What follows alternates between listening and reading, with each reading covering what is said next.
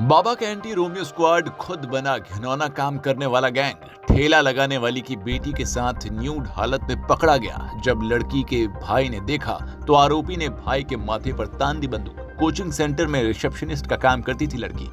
Romeo squad का squad game, योगी के Romeo police की खुल गई पोल। हम करेंगे बड़ा खुलासा, सुनकर दंग रह जाएंगे आप भी। यूपी में जनता की बढ़ गई टेंशन जब सुना कि बाबा की रक्षा करने वाली पुलिस ही भक्षक बने घूम रहे हैं। मुरादाबाद में एंटी रोमियो स्क्वाड में तैनात एक सिपाही पर गंभीर आरोप लगे हैं। सिपाही पर शहर के एक कोचिंग संस्थान के रिसेप्शनिस्ट के साथ न्यूड हालत में पकड़े जाने का आरोप है। रिसेप्शनिस्ट के 13 साल के भाई का कहना है कि जब उसने अपनी बहन के साथ सिपाही को इस हालत में देखकर विरोध किया तो सिपाही ने पिस्टल से उसके माथे पर वार कर दिया, जिससे वो जख्मी हो गया। पीड़ित परिवार का कहना है कि जब वो मामले की शिकायत लेकर थाने पहुंचे तो पुलिस ने उन्हें धमकाकर मामले में फैसला कराने की कोशिश की। पीड़ित परिवार ने मामले की शिकायत मुरादाबाद के एसएसपी से की है।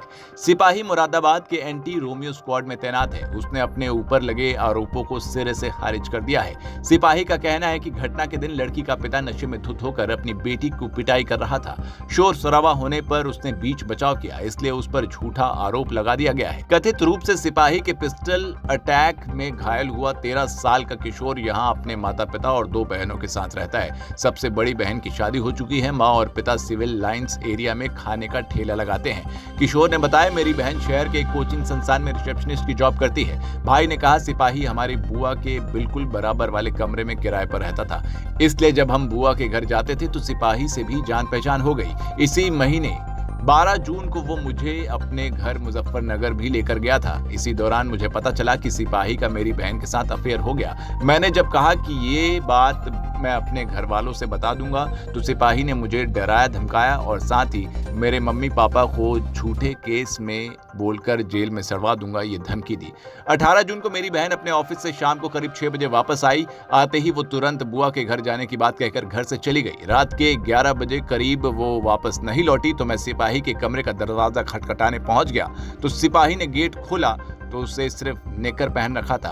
अंदर उसके रूम में मेरी बहन भी थी जो खुद कपड़े नहीं पहने थी। लड़के के भाई ने कहा, मैंने जब अपनी बहन को इस हालत में देखा तो सिपाही का विरोध किया और उसे कहा कि ये तुमने गलत किया।